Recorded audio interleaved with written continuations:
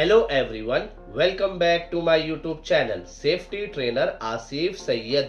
आज के इस वीडियो में हम लोग बात करने जा रहे हैं रिस्क असेसमेंट के बारे में। तो बिना किसी देरी के आइए वीडियो को शुरू करते हैं। हमारा सबसे पहला क्वेश्चन है, खतरा क्या है? What is a hazard? तो इसका आंसर है, hazard is anything that has the potential to cause harm. कहने का मतलब ये है, कोई भी ऐसी चीज जो नुकसान पहुंचा सकती है। एग्जाम्पल के तौर पर वेट फ्लोर यानी कि गीला फर्श। हमारा दूसरा क्वेश्चन है, जोखिम क्या है? What is a risk? तो इसका आंसर है, the chance of harm happening due to the hazards.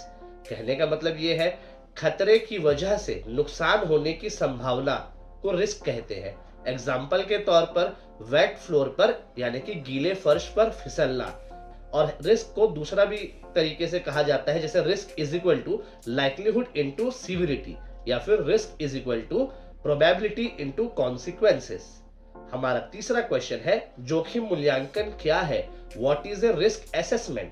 तो इसका आंसर है, risk assessment is nothing more than a careful examination of what at work could cause harm to people, property and environment, so that we can weigh up whether we have taken enough precaution or should do something more to prevent the harm। कहने का मतलब ये है, risk assessment उन चीजों की careful examination करता है जो चीज लोगों को, संपत्तियों को और पर्यावरण को यानी कि पीपल को, प्रॉपर्टी को और एनवायरनमेंट को नुकसान पहुंचा सकती है, ताकि हम ये तय कर सके कि हमने पर्याप्त सावधानी यानी कि इनफ प्रिकॉशन ले लिया है या फिर नुकसान को रोकने के लिए और भी कोई कदम उठाने की जरूरत है।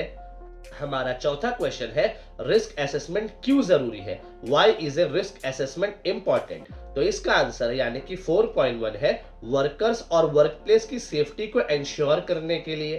4.2 है, हैजार्ड्स को आइडेंटिफाई करके कंट्रोल करने के लिए ताकि एक्सीडेंट ना हो।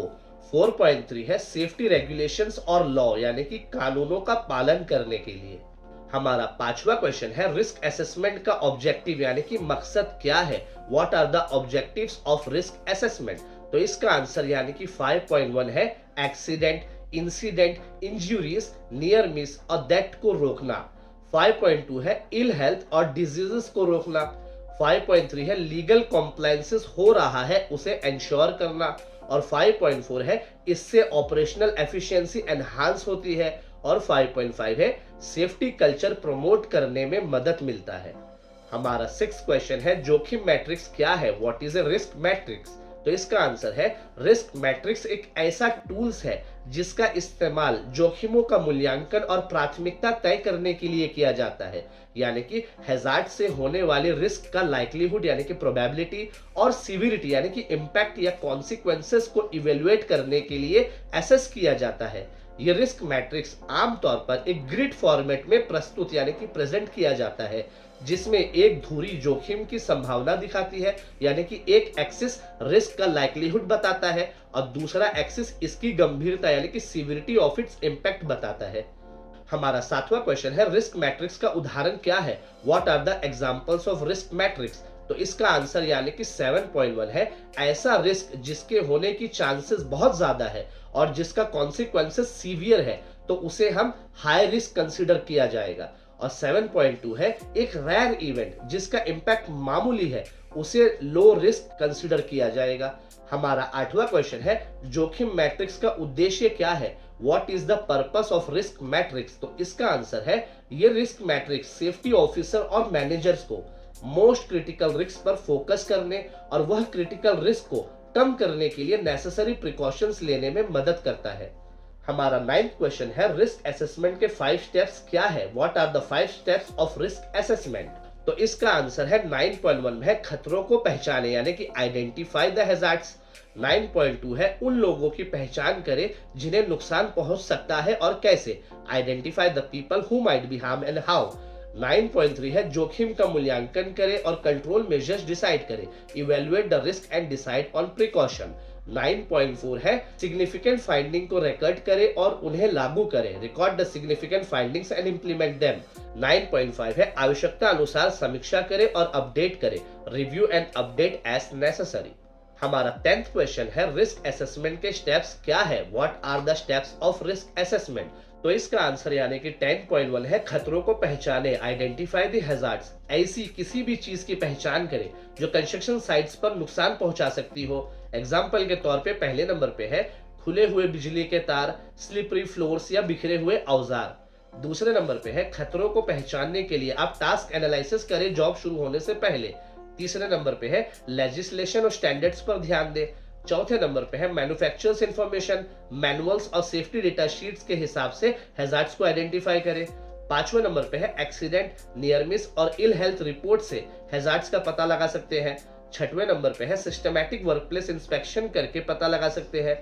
सातवें नंबर पे है वर्कर से डायरेक्ट बातचीत करके हैजार्ड्स का पता लगा सकते हैं।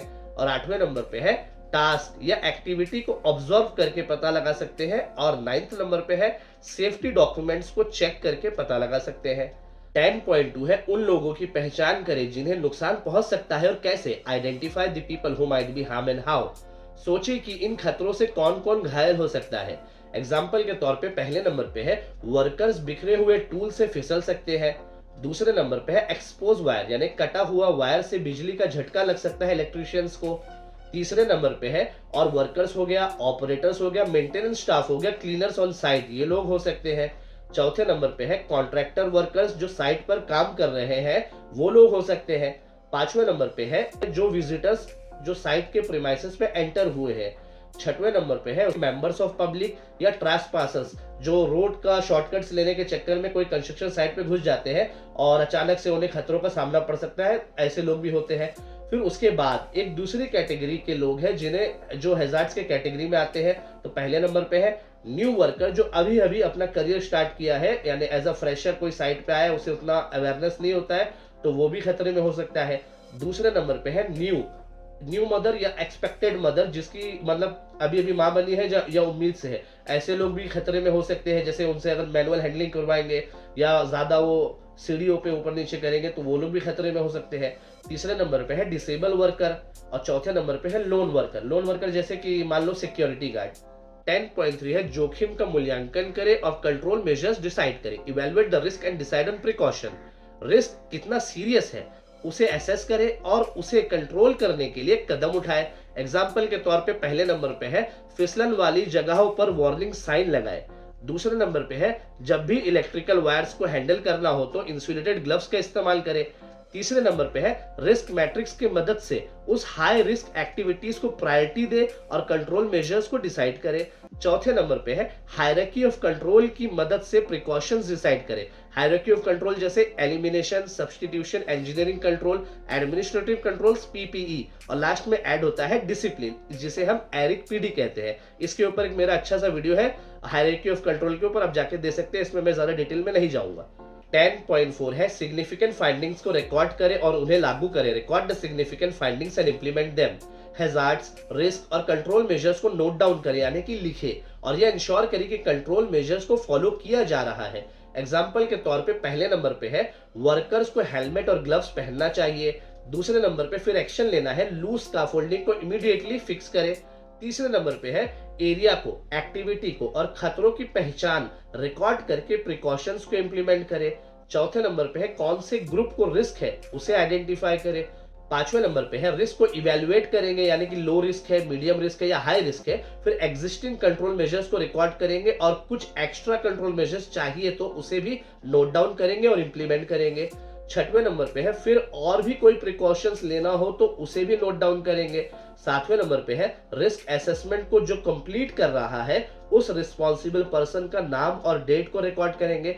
आठवें नंबर पे है रिस्क असेसमेंट को रिव्यू कब करना है उसे भी रिकॉर्ड करेंगे। 10.5 है आवश्यकता अनुसार समीक्षा करें और अपडेट करें, review and update as necessary. समय समय पर जांच करें कि क्या कंडीशंस या हैजार्ड्स बदल गए हैं और असेसमेंट को अपडेट करें। एग्जाम्पल के तौर पे पहले नंबर पे है अगर न्यू मशीनरी लाई गई हो तो उनके रिस्क को रीअसेस करें। दूसरे नंबर पे है हर महीने सेफ्टी मेजर्स को रिव्यू करें। तीसरे नंबर पे है रिस्क असेसमेंट को पीरियोडिकली रिव्यू करें जो कि अमूमन 1 साल होता है। चौथे नंबर पे अगर चेंजेस होता है किसमें, प्रोसेस में, सब्सटेंस में या इक्विपमेंट में, तब हमें risk assessment review and update करना है। पांचवें नंबर पे है वर्क प्लेस एनवायरमेंट और पर्सनल में चेंजेस होगा तो रिस्क असेसमेंट को रिव्यू एंड अपडेट करेंगे। 6 नंबर पे है अगर कोई एक्सीडेंट होगा तब तुरंत रिस्क असेसमेंट को रिव्यू करेंगे, उस वक्त 1 साल या 5 साल का इंतजार नहीं करेंगे। 7वें नंबर पे है अगर कोई इल हेल्थ हो गया है, ये लीगल चेंजेस हो गया है, तो रिस्क असेसमेंट को रिव्यू एंड अपडेट करेंगे। उम्मीद करता हूं आपको रिस्क असेसमेंट का कॉन्सेप्ट बहुत ही अच्छी तरीके से समझ में आ चुका है। इस वीडियो को देखने के लिए बहुत बहुत शुक्रिया। अगर आपको मेरा ये वाला वीडियो पसंद आया तो लाइक बटन को दबाना बिल्कुल भी ना भूले। चैनल को सब्सक्राइब और बेल आइकन को प्रेस कर ले ताकि और भी ऐसे इंपॉर्टेंट टॉपिक्स आपको मिलते रहे। तो मिलते हैं किसी और वीडियो में किसी और न्यू टॉपिक के साथ। तब तक के लिए goodbye and take care.